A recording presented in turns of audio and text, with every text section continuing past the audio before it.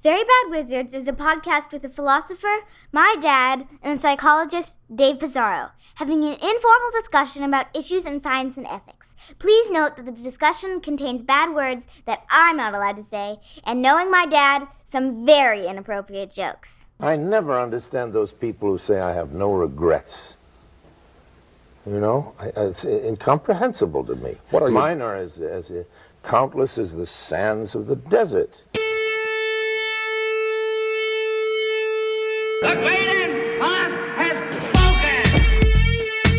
Pay no attention to that man behind the curtain.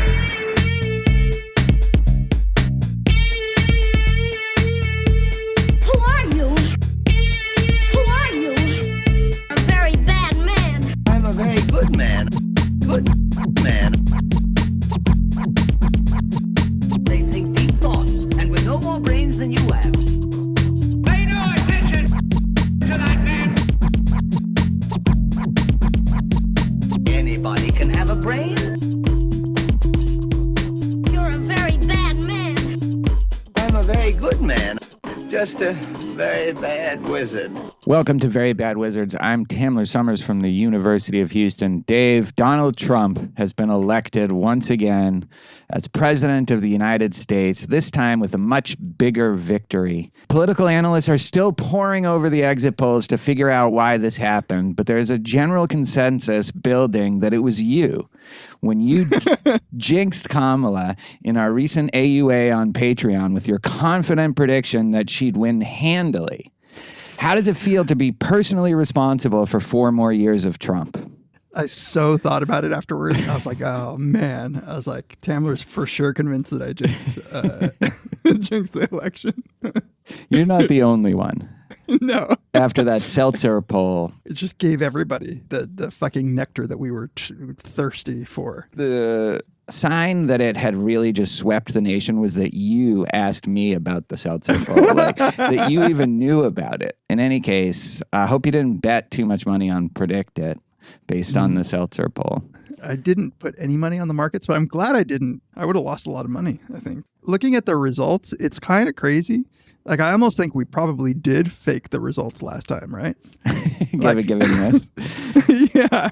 I don't know. Different circumstances, you know, like everyone was sick of Trump and there was COVID and you know, Biden was somewhat functional. I don't know. We shouldn't engage in our own postmortem. No, the postmortem. But everybody has a theory. I mean, I think basically people don't like Democrats right now and for good reason most of the time. I mean, they're really bad at pretending even to care about non-elites. Yeah. Little entrenched, too.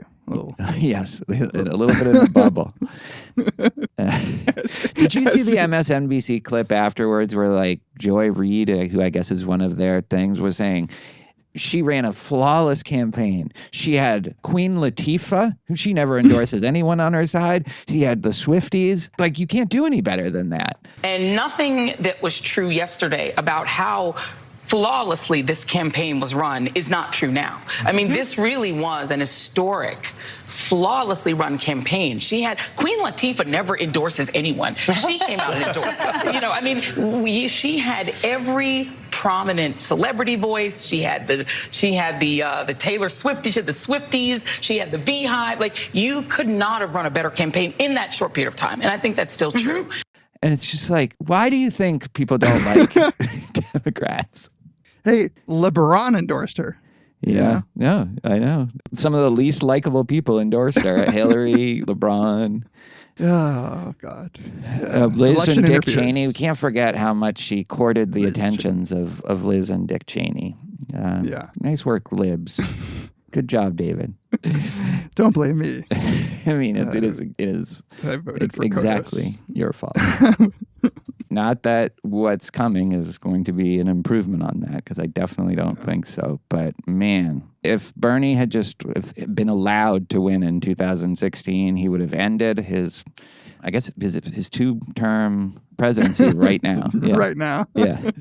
To distract us, you put something that I loved into the Slack. Should we say what we're doing for the main segment first? Yeah. For the main segment, we're going to tackle, maybe. We're going to discuss Perhaps the most widely used measure in all of social psychology / judgment decision making, the cognitive reflection test. We'll put a link to it, a simple 3-item task that if you haven't heard of it, you should take it and score yourself, because we're going to talk about what it is, what it means, if it matters. What it means about you. What it says about you. Yeah. You know who would score low on the cognitive reflection test? Who? Tucker Carlson. So, yeah, I put this in the Slack. This is a YouTube, I guess a preview, like a trailer, but it's really just a clip from a new movie called Christianites. Is that right? Or Christianities? I don't know. Christianities, maybe, yeah. Which I don't know anything about. I don't know what that movie is or what Tucker Carlson's exact role with the movie is, but the clip is just an interview with him, I guess at his house, right? Or, somewhere out in the woods. He seems to live in the woods with, as he says it, I guess, like 4 dogs. We see 2 dogs.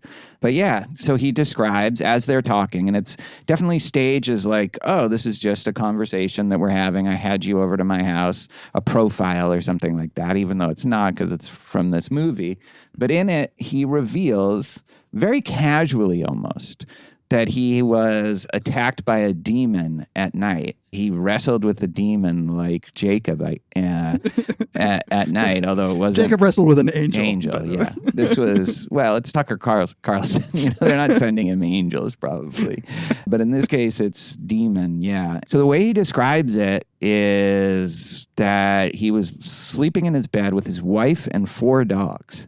And then at a certain point, a demon came and attacked him, like mauled him. He was like fighting it, but I don't think he got it. No, he didn't say that he fought it. He said he didn't wake up. He woke up and he had already been mauled. And it starts off, by the way, with him saying, like, have you had any experience with evil? He's like, oh, yeah, directly. Yeah. Do you think the presence of evil is kickstarting people to wonder about the good? That's what happened to me. That's what happened to you? Oh, yeah. I had a direct experience with it. In the milieu of journalism or just... Nope, in my bed at night, and I got attacked while I was asleep with my wife and 4 dogs in the bed and mauled. Physically mauled. In a spiritual attack by a demon? Yeah, by a demon. Or by something unseen that left... Is that right? Claw marks on my sides, on my... So it left physical marks? Oh, they're still there. Yeah. A year and a half ago. And then he tells the story about waking up, and he says the claw marks were underneath his arms. I think everybody is probably wondering, maybe the dogs. That was my first thought. I'm pretty sure that's the most parsimony. One of the 4 dogs, like, I think I even know which dog. You can tell because they show like a clip of them by a pond. And there was one dog that looks like he feels pretty happy with himself that he's gotten away with it this long. Oh, I got to the part. So here's what he says about the dream. Yeah. So he had gotten up in the middle of the night and noticed that he had blood on him, and he had gone to the mirror and he had looked, and there was these like claw marks, and then he went back to sleep. And then the next morning he said, I didn't know if it was real. Was that just the weirdest dream that I'd ever had in my life? And he's referring to like he didn't know whether he actually had the claw marks or whether him like going and looking and seeing the blood was a dream. Because he never says that he actually fought like he saw anything or anything like that. Okay, so then that's even weirder. That his conclusion was that he'd been attacked by a demon. Like he says, I knew it was spiritual. Yeah. And the guy even says, you didn't even try to explain it away, do some bullshit skeptical explanation like sleep paralysis or something. And Tucker says, no, I just knew. But then he also keeps saying how he's not from like a faith, what does he call, like faith-based tradition where they talk about demon attacks at night. Yeah, so I think what he's saying is that he's not from one of like the mainline Christian sort of like... There are these mainline Christian denominations that aren't evangelical or like all about like the demons and the speaking in tongues and that kind of thing. He's not. Yeah, he's not from those. So he calls up his assistant, who was the only evangelical right. he knew. And she's like, oh, no, that was totally a demon. That happens all the time. Oh, yeah. No. Classic demon attack. Sure. Surprised it hasn't happened to you already. Yeah. There is something about the way that Tucker Carlson tells this story that I kind of love. And that is like, by the end, he's like, I don't care if anybody believes me. I don't know. Like, whatever. I just got attacked by a demon. So after this happens, he says he was seized with a sudden urge to read the Bible. Yeah. And he Right. made sure to get one with no editorializing, just the Bible. And he went through it. And then he's like, I'm not saying you should come to me for theological advice. And clearly the interviewer is like, well, I didn't think you were saying that. And that would be insane based on you read the Bible once after you think you were attacked by a demon. Although I think the interviewer is definitely from an evangelical tradition where Must be, right? Must be, yeah. But he says it was a transformative experience. Lori Paul, he gives a shout out to Lori Paul. So I guess it's his origin story for whatever new religious, I guess, I don't know, maybe he was born again or evangelical now when he was Episcopalian before. Yeah, I'm not sure. I'm not sure either. There are a few people who are having these like rebirths into like the more extreme versions of Christianity. And I think Tucker must be one of them. That's why I really want to watch this whole movie.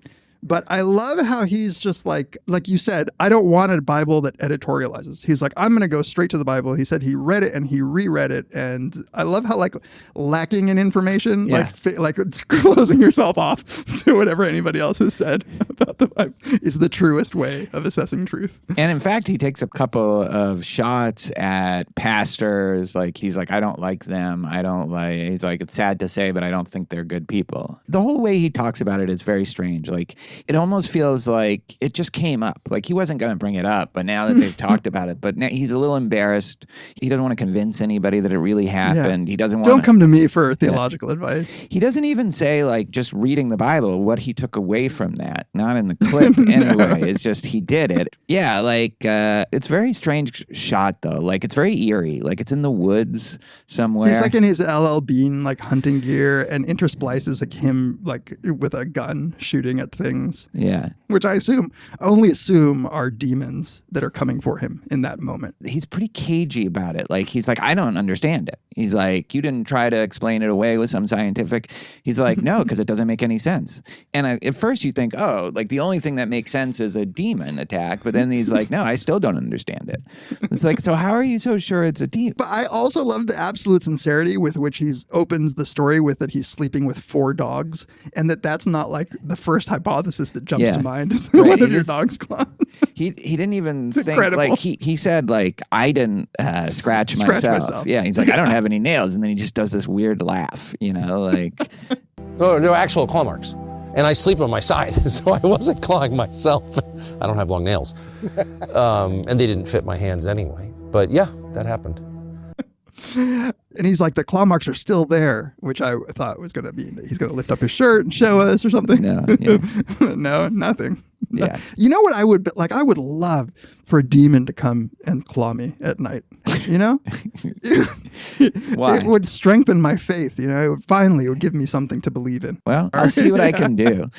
I'm just going to keep my dog next to me every night. I mean, the dog thing is almost so obvious. Like, there's 4 of them in the bed. They might not like him. At least one of them probably doesn't like Tucker Carlson. And so, like, yeah, they probably just secretly scratch him in the middle of the night. He also, he says the wife was in the bed, but she plays no other role in the story. Yeah, and he says none of the dogs or him or his wife were they're light sleepers. None of them woke up. And I'm like, damn, that was a quiet demon. Yeah. Like a demon who just came in with no fanfare. So what do you think? You're a prognosticator now. What do you think actually happened? Like, I take it the choices are 1, he's making this up entirely. 2, he thinks it really happens, but it was sleep paralysis. That's your go-to sleep paralysis of the gaps kind of explanation for everything. 3, it's the dog, like and then 4 other. Like, what do you think? I would go with wholesale made up, like whole cloth made up. So that's just a pure performance, like. Yes. Did you see the clip of him at a grocery store in Russia talking about how amazing it was? No. Oh man, here's when he goes to like this grocery store in Russia. And he takes like a camera crew with him. And he's just like, look, this is only whatever, $2, In the US, we'd pay $5 for this. It's amazing. Well, you laugh at him, but who's president now? Yeah. God.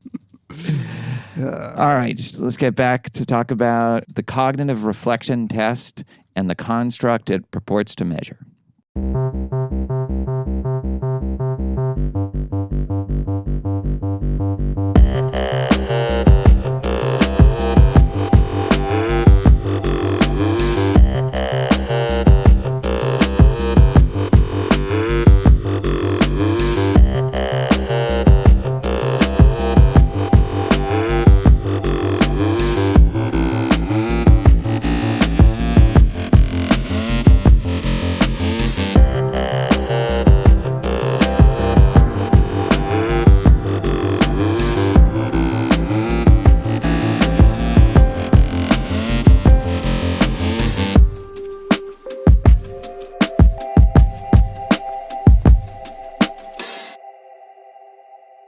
Welcome back to Very Bad Wizards. This is the time where we like to take a moment and thank all of our listeners who reach out to us, who interact with us, who email us, tweet at us, all the various ways you get in touch. If you would like to do that, you can email us, verybadwizards@gmail.com, tweet at Tamler for me, at Peas for David, and at Very Bad Wizards for both of us. You can join the subreddit. You can like us on Facebook, follow us on Instagram, and you could give us a 5-star review on Apple Podcasts and wherever you rate your podcasts.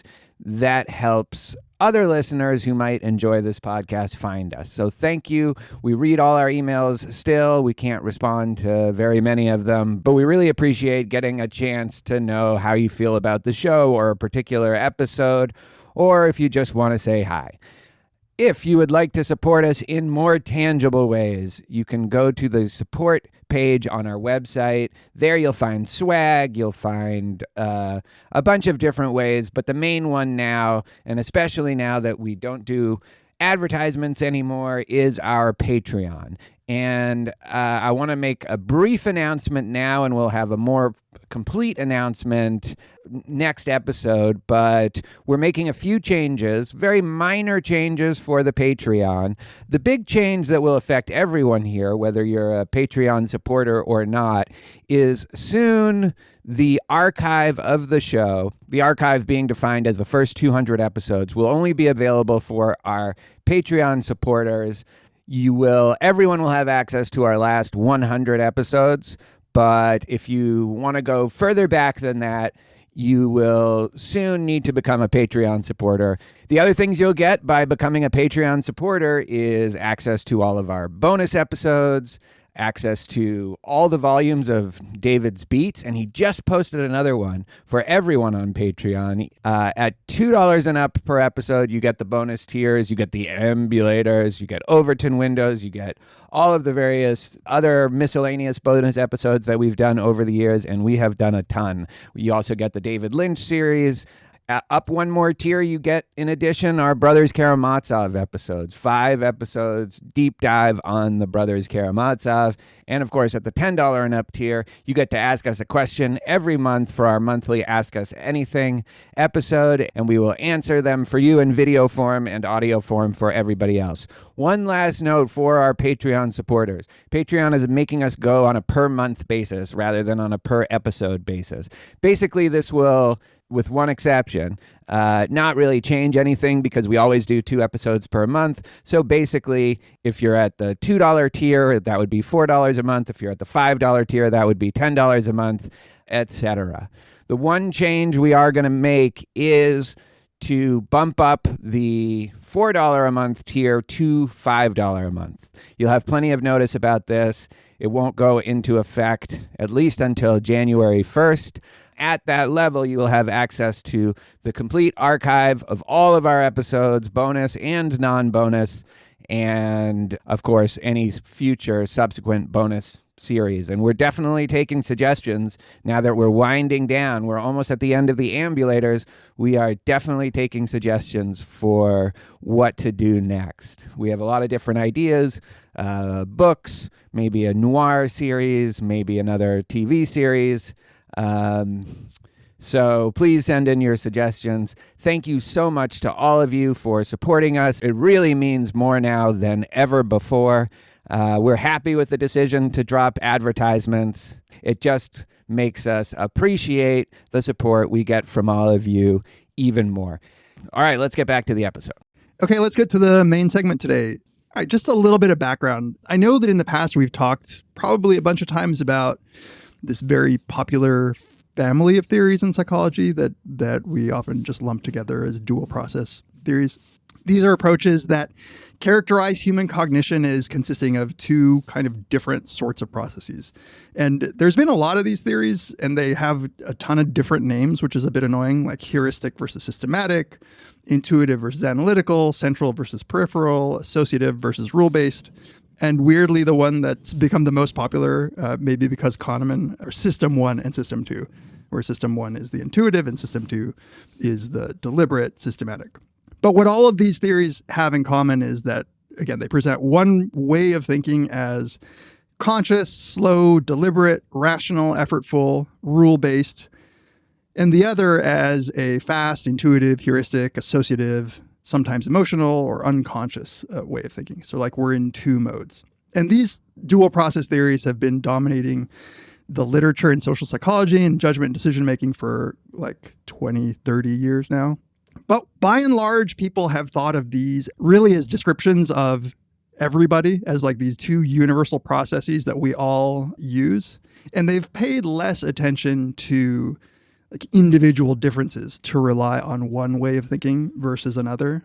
And that's where this topic comes in, this cognitive reflection test. And I don't know, Tamler, as far as I can remember, I don't think we've ever done an entire main segment on a measure. We usually are just shitting on them, like in the intro. Yeah, that's right. Yeah, main segment, I'm not sure. So we're going to try. Yeah. We're going to try it today. And in part, we're focusing on the measure because it's been so popular as a way of assessing these individual differences in the tendency to rely on intuitive thinking, and partly because Tamler has a big boner for measurement lately. Yeah, not lately. I mean, I think for the last like 6 or 7 years. It's a long boner. All right. So the cognitive reflection task is originally developed by Shane Frederick in 2005 as this 3-item measure that's supposed to measure this intuitive style of thinking. And it's been used by now on like hundreds of thousands of participants. And there are some papers that try to estimate how many people have seen at least one of the items. And they say that like half of the online pool of people who take the test have some familiarity with it. Which would totally invalidate the test for all those people. Well, and we can talk about that because people have tried to argue that it doesn't, but I don't know how. So the idea is pretty straightforward. It's just they're questions that are designed to have an intuitive but wrong answer. So like there's an answer that pops into your head right away, but it's the wrong one. And in order to get to the right answer, you have to like really think about it. So they're like trick questions, or they have a lure, as they call it. And the original idea was that it would be a measure of the degree to which people can suppress their intuitive response. So the idea is everybody has that intuitive, that gut feeling that this is the answer. It's just that some people can like turn off that little voice and spend the time, whatever, deliberating. It's like you see the cookie, but you know you shouldn't eat it before dinner. So can you suppress it? But this time it's your intuition about what the answer is obviously is, and you suppress that to get the right answer. Yeah. Right. So I thought it'd be good to just talk about the original 3 items because these are the ones that are still used. So I'm just going to read them out. The first is, and the most famous and most used one is, a bat and a ball cost $1.10 in total. The bat costs $1 more than the ball. How much does the ball cost? Oh, well, that's obvious. It's 10 cents. That's right. Totally. We're done. Next question. Next question. If it takes 5 machines 5 minutes to make 5 widgets, how long would it take 100 machines to make 100 widgets? Well, I just saw the 2 numbers 100 there before, so I'm going to assume it would take 100. 5, 5, 5, 100, 100, 100. Easy peasy. What's the next one? Last one. In a lake, there's a patch of lily pads. Every day, the patch doubles in size. If it takes 48 days for the patch to cover the entire lake, how long would it take for the patch to cover half the lake? So I guess the intuitive one here, although it wasn't my intuition, is 24. Is that right? Yeah, that's supposed to be the... Yeah. I guess because it's doubled in size every day. But Yeah, that one seems the easiest of them all, I think. the other two, I had the intuition. Oh, like one that popped to mind. There was one that popped to mind, but this one, 24, didn't even pop to mind. Like a couple other wrong things popped to mind at first. Right. Like, oh my God, like I'm going to have to do square roots or something. Right. That actually, in the longer versions, that happens to me a lot. Like when we might talk about some of the other items, it's less to me that there's some like immediate answer that pops into my head. It's not clear what the lure is. Yeah. Right. So obviously each of these, you can respond with the intuitive incorrect answer. You could come up with an incorrect answer that's not intuitive. Yeah. Which is a potential problem because they score it as correct or incorrect, right? Yes, that's right. So usually the way that it's scored is you either get 0, 1, 2, or 3, right? Depending on how many you got correct. And that score is then correlated with things, as we'll talk a bit later. That actually makes a difference, how you score. Yeah, and just to get a better sense of what's going on, what is the psychological attribute or trait that this is supposed to be able to identify and detect individual differences in? Yeah. Well, that's debated. But the idea is, and the reason that this has been used so widely, especially in the judgment decision-making literature, is because it maps on so nicely to all of these studies, like, the classic Kahneman-Tversky stuff where you have like these heuristics, these intuitive responses like that lead to biases like availability, the gambler's fallacy, the conjunction fallacy, base rate fallacy, all of those things that seem like if you're a bit lazy and you just give whatever answer pops to mind, it's trying to capture how often you do that. And it's supposed to be a different measure than just straight up cognitive abilities, which sometimes is just referred to as intelligence or IQ, whatever it is an IQ test measures. And the difference is that it could be that you, Tamler, say you're reading these, and let's say you responded just like you did in this little intro, you could probably arrive at the right answer. You have the ability to do it. You have like the right cognitive stuff to do it. Right. You just don't. You just like went with the intuitive. Went with the gut. Exactly. And that's why it's supposed to be different. You didn't moneyball these. No. But I could have moneyballed them. I just... Exactly. I reject that as a way of living. That's not my conception of the good life. So I still don't know if that fully answers the question of what the attribute or construct is supposed to be exactly. And I know this is a problem that's sort of flagged with it, but I don't even know what the leading options are. It's not disposition to do well or to avoid the Kahneman and Tversky fallacies like gambler's fallacy or base rate fallacy, right? That doesn't explain what it is. That just says, well, if you do well on this test, you'll probably be less likely to fall for these things. But that's not a property of somebody. So how would you describe just the general thing? Is it the ability to override intuition in cases where the intuition is false? How would you just give a general description of it? I would say it's the whatever that disposition is that makes somebody be more likely to go with their gut. So you like going with your gut.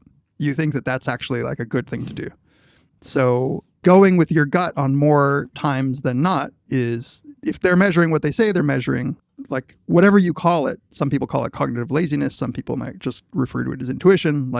It's just that on average, are you more likely to pause and take the time to deliberate, or are you willing to stop as soon as the whatever putative answer presents itself? And on how wide of the domain of decisions are we talking about? Is it on tests? I assume it's a little bit more than that. Is it also supposed to be, I'm more likely to do that when I'm deciding whether to propose or where to go on vacation or what job to take, or how broad is it the construct supposed to be?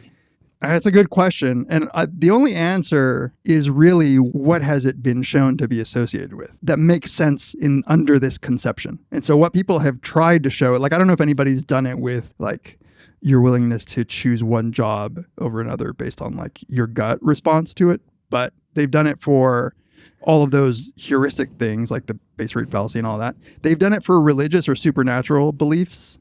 They've done it for conspiratorial beliefs that have a low probability of being true in general. They've done it for, that literature on bullshit, like pseudo-profound statements. Like you ask people, is this a meaningful statement or not? I like looked into that actually, the pennycock, but that's the one that at least raised Pennycook.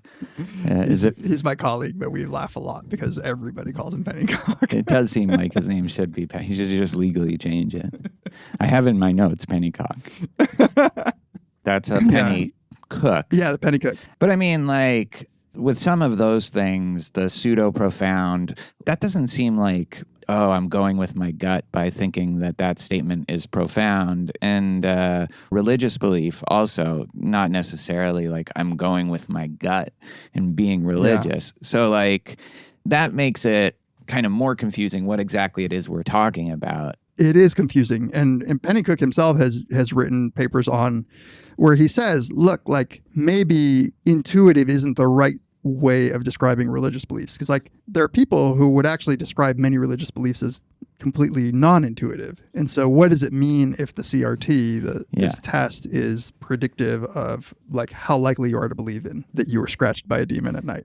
Right. That's not like, right. Oh, my gut tells me I was. Like, I mean, the way he described it, it's like a rational inference from the fact that he had claw marks on his arm that didn't fit his own hands. An inference. Yeah. The demon? I have no idea what happened. All I know is I was dead asleep with my wife and dogs, and I woke up with claw marks on my rib cage underneath my arms. So this is why it's like sort of ends up being important to try to distinguish it. So like in the original paper that Frederick published in 2005, he tries to at least distinguish it from measures of cognitive ability. So he includes a kind of intelligence task. And many people have done that since, including in this one of the papers that we'll link to, this most recent Nikki Blacksmith, where they're looking at measures. So take your traditional IQ test. Is this capturing something that's above and beyond? It might be related to intelligence. But if the like ability to suppress the intuitive response is independent of that, then it shouldn't be like overlapping with it, right, with intelligence tests. So if you give any two like IQ tests, even if different people developed it, chances are they're going to be pretty highly correlated. Like the ACT and the SAT are pretty highly correlated with each other. But the CRT doesn't have like such a strong correlation with these IQ measures. Right. So it could be like you and I have the same exact IQ, but because I just trust my gut more, I'm more likely to get these answers wrong, in spite of the fact that I'm just as smart as you. Yeah. That's what he wants to say. Yes. Yeah. And that's what makes this a sort of unique and original one, kind of measure. But you know what? One of the things that you're making me think is that I don't know whether or not people have developed, I'm sure by now, like there's so many papers on this that maybe somebody has, but it would be interesting to develop questions in which the intuitive response was the right one. And if you questioned your intuition, you were more likely to be led astray. Right. Which there are those kinds of cases. Yeah, I'm sure that there are, right? Like the more you think about it, the more you're led astray. But it betrays a kind of, right? The entire heuristics and biases literature is built on this view that when you deliberate, you undo like the errors that your intuitive system conjures up, which is something I've always been kind of annoyed with. Like, say, the Kahneman-Tversky way of thinking, the way that they even started talking about heuristics and biases was that, look, these intuitions, these heuristics, by and large, like the reason we have them is because they yield the right response so often. Yeah. And it's just in cases that we can create where it yields the wrong response. So like the conjunction fallacy where I say, is Linda feminist and a bank teller or whatever, that famous Linda problem is. Yeah, which is more likely that she's... Mathematically, like it's always going to be true that one of them is more likely than both of them together. Right. So the question is, Linda goes to a lot of women's marches or something. Exactly. Do you think it's more likely that she's a feminist and a bank teller or just a bank teller? And people would say the feminist and the bank teller. Right. Yeah. Exactly. Yeah. So there's something where you create these scenarios where the intuitive system leads you astray. And it got kind of like distorted into a general, like, look how stupid people are all the time. Right. And those are pretty artificial and with a very clear right answer, too, and a clear wrong answer. But some of the times they use this stuff for stuff that is just not clear. Like they'll think it's a mistake to take $1 now versus like $1.20, tomorrow or something like that. Right. And there's just normative like assumptions built into what the rational thing to do is and how our intuition leads us astray in these kinds of situations. Even as like with the utilitarian, versus deontological, which, are riddled with all sorts of issues, but like it's kind of implicit that the utilitarian one is the right one and or sometimes explicit and that when our emotions are leading us astray in, thinking that we shouldn't push the fat guy off the bridge. Right. Or fuck the chicken. Classic dilemmas. Yeah. You just brought home a chicken from the grocery store. On your way to bring the chicken back and fuck it, you see a fat man on the bridge. But you're already super hard. Yeah, exactly. Right. So you just walk by, you leave him alone, costing the lives of 4 net people. So we jumped into the meat of it, but like, how much did you know about this stuff before like the 8 million papers that we probably were looking over? I mean, I knew about it because people will always talk about people who perform high on the CRT do this, whether it's job performance or they're more likely to be religious. That's one I've come across. But like, I never exactly understood. I assumed it was trying to measure just how reflective people are. Because they Frederick at least called it cognitive reflection. That's the attribute we're talking about. But it's just very unclear what the construct is.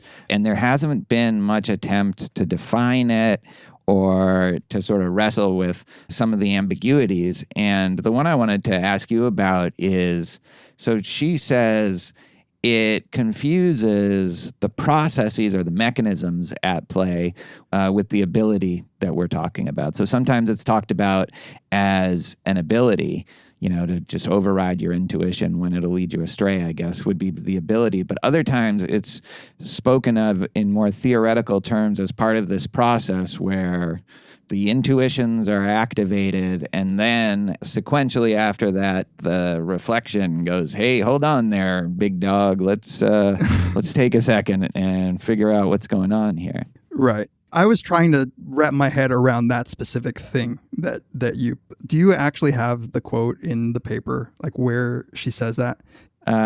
So, as we noted previously, the conceptualization and content domain of the CRT are ambiguous. Frederick defined CR as the ability or disposition to resist reporting the response that first comes to mind. And he says that's grounded in the heuristic analytic theory of reasoning. The theory posits that people use 2 types of information processing when reasoning: a quick, intuitive and a effortful reflective processing. Intuitive processing leads to biased responses, whereas reflective processes override the intuitive response to reach correct responses. A critical assumption of the theory is that the use of the 2 processes is sequential, not simultaneous. That is, people high in CR are first able to recognize the need to override the intuitive process and then engage in reflective thinking to reach a correct conclusion.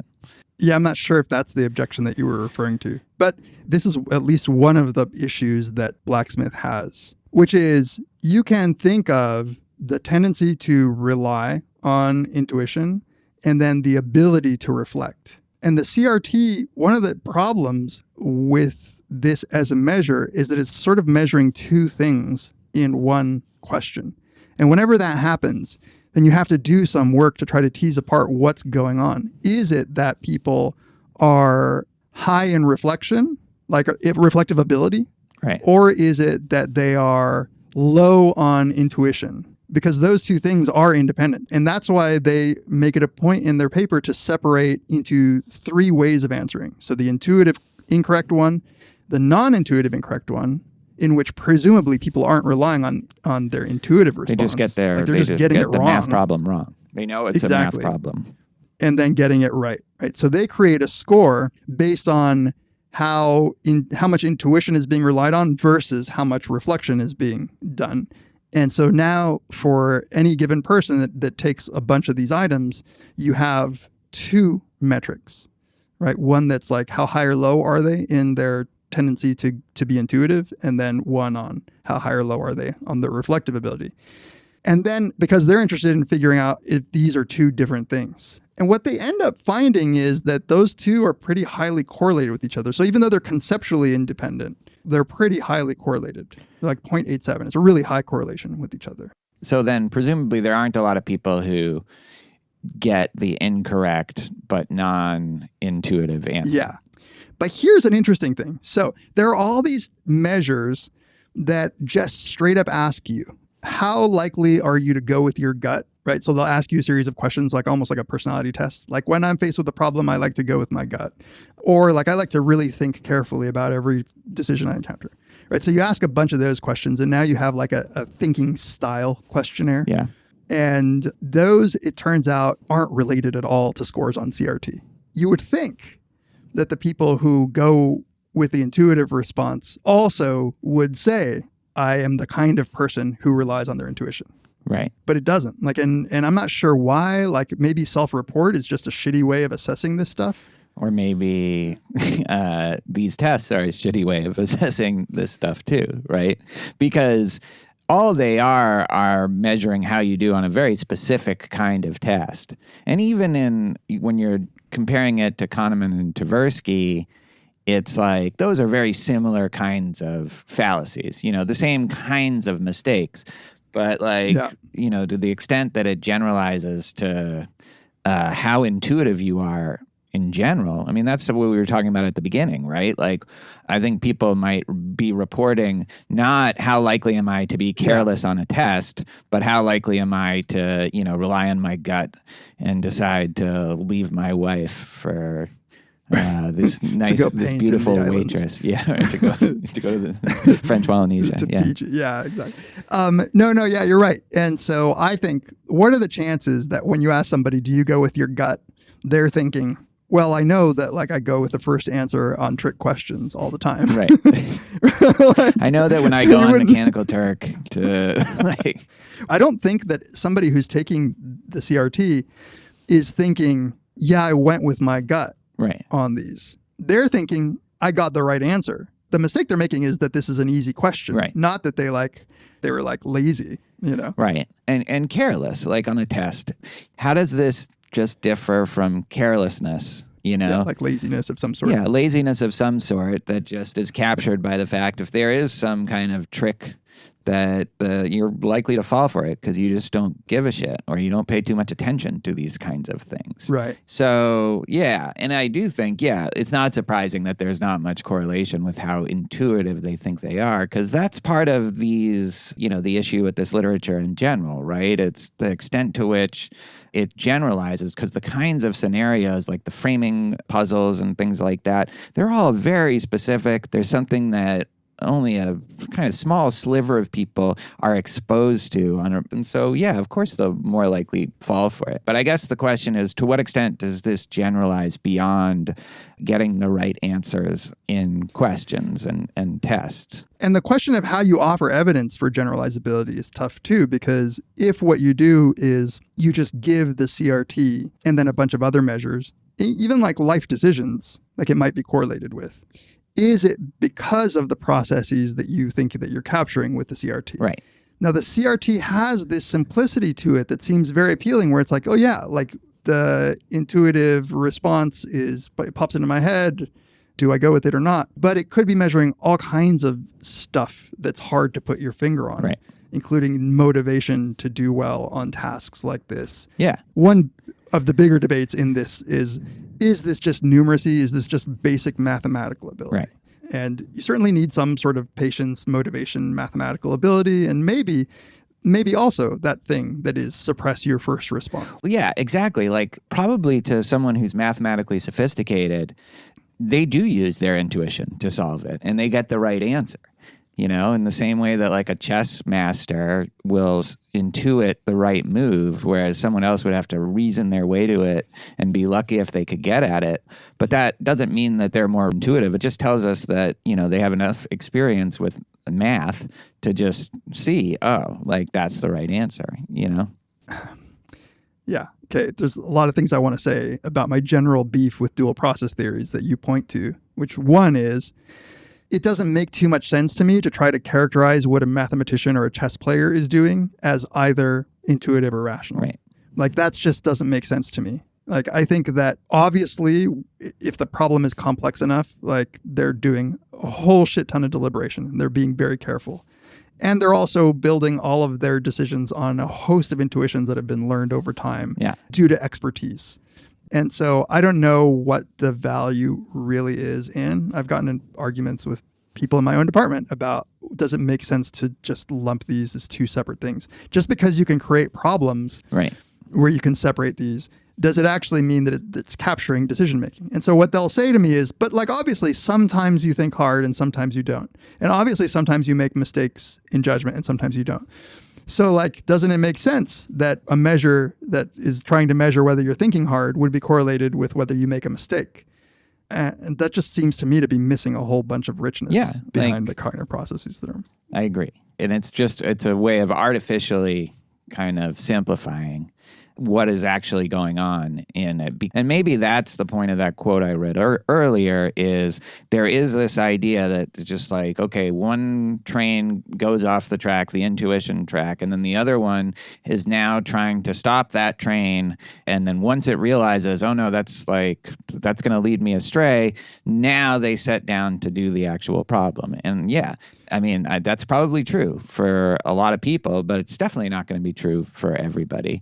Some people just don't care and they'll just write down whatever. Yeah. And it's not because, like, if this meant anything to them, they wouldn't be able to spot that error. It's just, and then also, like, sometimes we just use a combination of both of them at the same time, which I guess is your point. To me, like, the huge motivation is to not be embarrassed into looking dumb. Yeah. Like, that's just like the eager to please, like the academic circle is like exactly so ingrained in me. It's like, and of course we would think that that's then correlated with like high levels of like reflectiveness and bias avoidance, you know, because we just are eager to get things right on tests.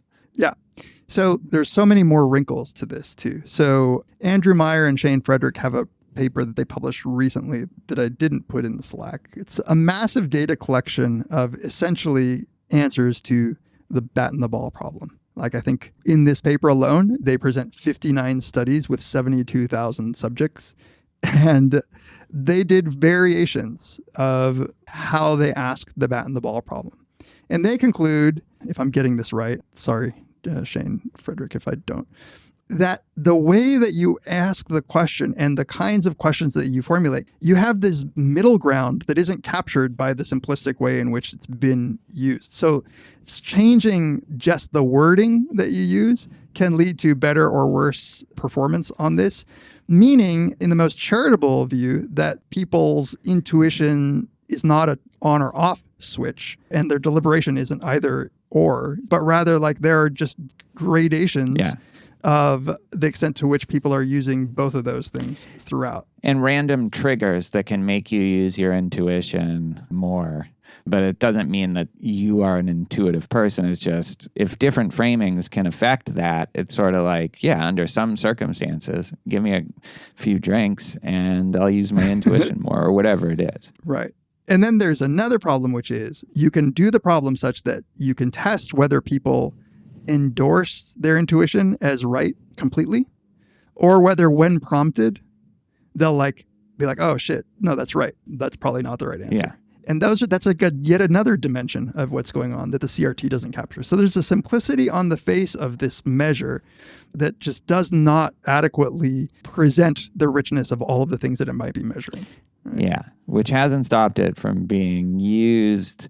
Because, you know, like the context that you'll see it outside of this very specific literature is more reflective people are likely to be, you know, more religious, more, you know, prone to believe conspiracy theories.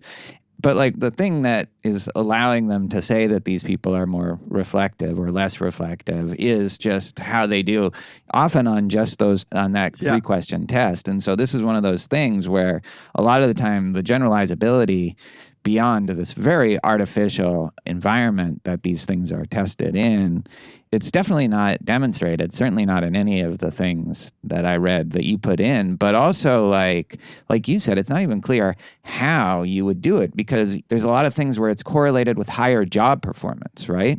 But you don't know, there's no reason to expect that means, like they're more reflective at work, right? There could be a lot of reasons. Yeah, that's been argued for like the marshmallow task as well. Yeah. The reason that the marshmallow test is correlated with performance on SAT all those years later is what you're getting is like a sort of eagerness to please authority in children. Slavishness. Exactly. But you said generalizability. I don't think that's what the criticism that I was raising is at all. So like the CRT does predict whatever, supernatural beliefs, religiosity, conspiratorial thinking, endorsement of bullshit statements. It predicts those. The question is questionably more what is the validity of this as a measure of reflectiveness? Well, that's what I mean. Yeah, but that's not a question of generalizability. That's a question of validity. Your criticism is that's not the CRT, or the criticism that I was laying down that I thought you were picking up is that the CRT, it might be measuring like 4 things. Oh, okay. Got it. So I think I was building on that point by saying that you can't use these other correlations like belief in conspiracy theories or belief in some sort of supernatural orientation, like that doesn't validate the measure, because there's no reason to think that people who are more reflective or more intuitive would be more prone to those dispositions. So that doesn't validate. Yeah. And that's usually how this thing is used. That doesn't validate the measure. It's a so question of how would validity. you validate the measure? I guess their one attempt was to do that self-report thing. Like, do you consider yourself like prone to intuition? But that failed, right? Right. But you're agreeing that it's validity, not generalizability. Yeah, but I take validity to mean like the construct validity, that this is a real trait that we have. Reflective, that we're either prone to use our gut or prone to be reflective, and that would show up in other areas of life also. Right. It's a tricky thing for them. It is a tricky thing to figure out what the right step here is to make. So if you say the CRT, if it is a valid measure of your reliance on intuition, then it ought to predict how accurate you are at avoiding the conjunction fallacy or the framing problem. And so you show that. And you could retort, like you and I have, well, isn't that so close to the domain of the like original questions that it's not like showing that it's not really providing the You're validity. good at solving logic problems. Congratulations. Right. But then when you show that it's related to lower belief in like bullshit statements or in conspiracies, you could say, I don't think it's on the face of it so weird to say, yeah, people who are less reflective, who don't really take time to think about a problem, are more likely to believe pseudo-profound bullshit. That seems like on the face of it, a valid thing that it should be related to. And so you show that. But then you could say, like we have been saying, well, you don't really know what the CRT is actually measuring. It might be measuring 4 things that are related to this. Yeah, and also, it's not clear to me at all that you're like a more reflective person versus a more intuitive person would fall for pseudo-profound statements, because like what's the intuition that's being triggered? Yeah, which leads me to honestly believe that what the CRT is measuring mostly, as it's probably measuring like at least 3 things, but I think one of the things that it's importantly measuring is just a cognitive ability, like just some sort of smarts. And the reason that you might not get the CRT correlating super highly with like IQ, like G, like the general intelligence metrics, isn't that it's actually like this cool new different measure, but rather that it is just lower order cognitive ability. It's a subset. So, like general intelligence is calculated using a whole bunch of super low level tests. So you have like digit span memory tests and verbal reasoning and all of these things. And those are all like brought together to make this one general intelligence.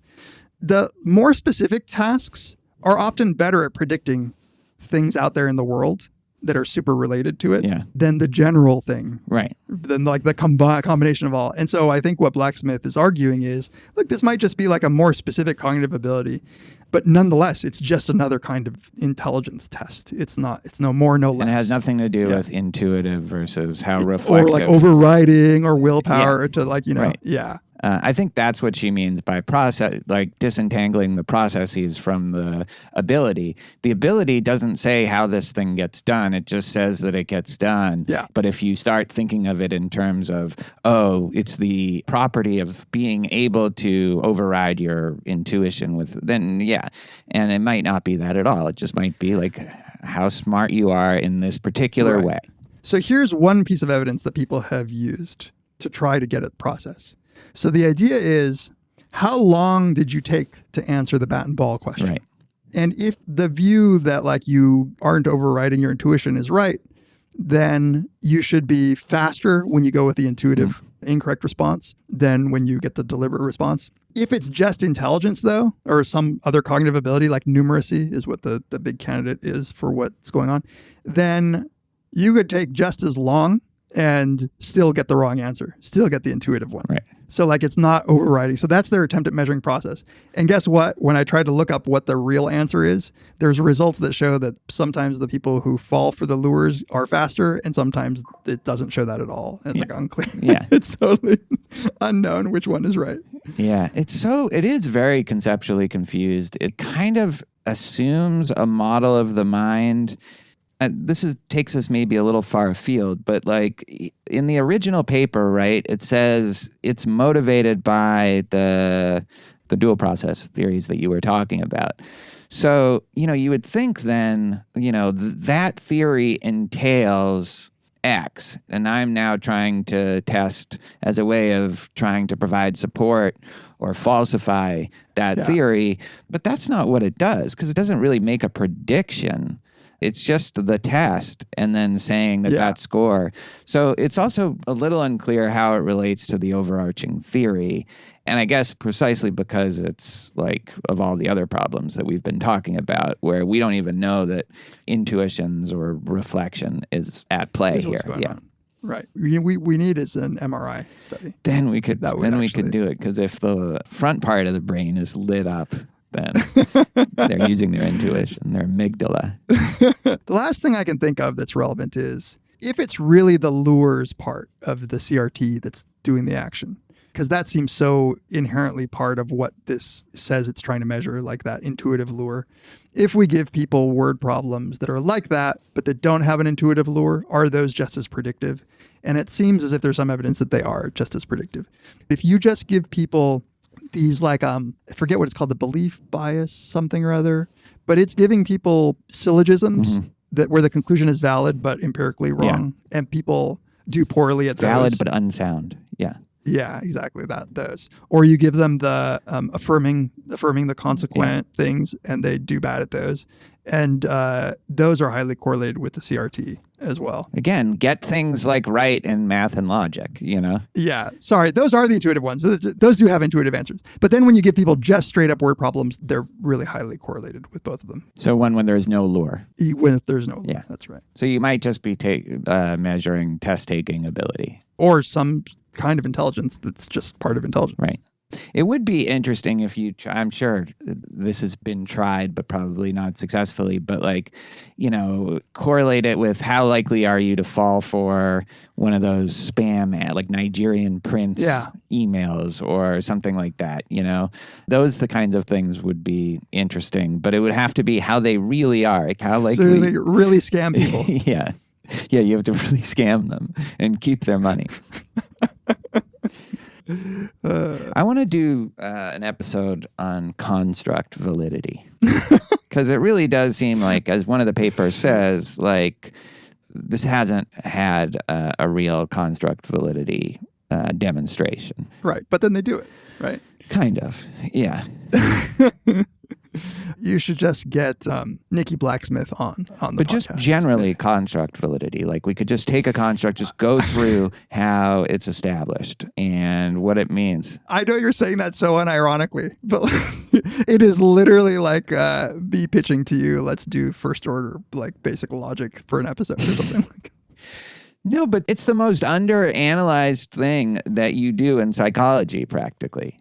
I guess you want to Except keep for that it there's that whole way. branches of psychology that are dedicated Yeah, to they're it. dedicated to it, but like it's not like you wait for them to make sure if you can, use the construct for your nefarious purposes. So I don't know. I find it very interesting, and there's a big literature. Emil also has a paper on that. He has a paper on anything. Who? Paul Meal. Oh, Paul My Meal. hero. Of course. Paul. We could pick a Paul Meal paper and do it on that. But what you're making it sound like is like you just want to take a class on like how to do the specific steps for construct validity. I mean, I taught you, Hume's problem of induction, Plato's cave. You could throw me a Which I'm very grateful for. They're like amazing. Right. They're amazing. Well, that's my construct validity. All right, we'll talk about this. Any of you measurement people who actually listen to our podcast, Yeah. tell me if you can make it Very Bad Wizards material. Do we have anything to say about this? Do you use this at all? I don't think I have, not for principled reasons. I just haven't. I just haven't. Like I also just was never sure what it was measuring. To be honest, like I think in my heart of hearts, I always thought this was just another like a handy dandy 3-item intelligence test. But yeah, I have not. I just don't like dual process theories. And my boy, Gord Pennycook, my colleague, whom I love, who uses this, like, he publishes a paper every week on this. Yeah. And he's like doing all this misinformation stuff. Yeah.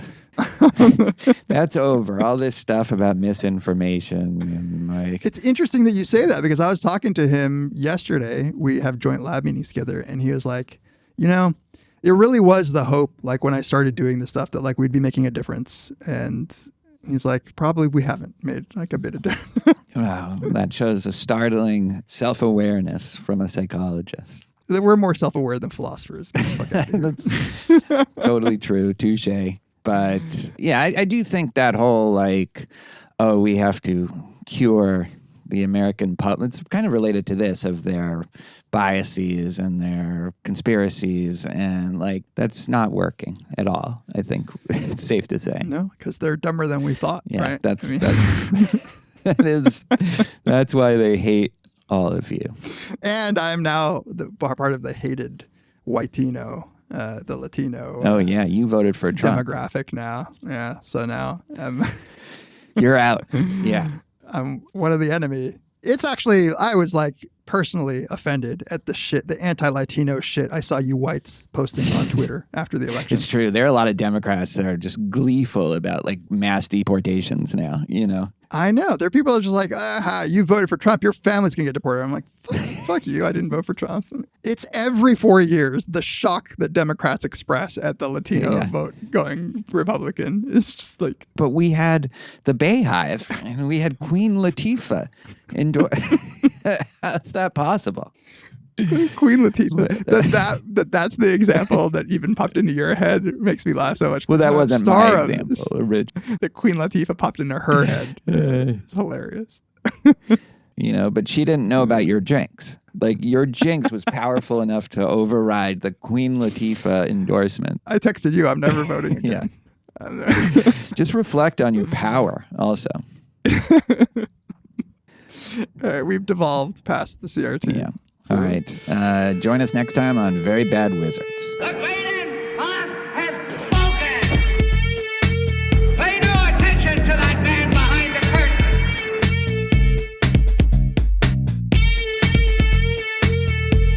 Who are you? Who are you? A very bad man. I'm a very good man. Good man. They think deep thoughts, and with no more brains than you have. Pay no attention to that man. Anybody can have a brain. You're a very bad man. I'm a very good man. Just a very bad wizard.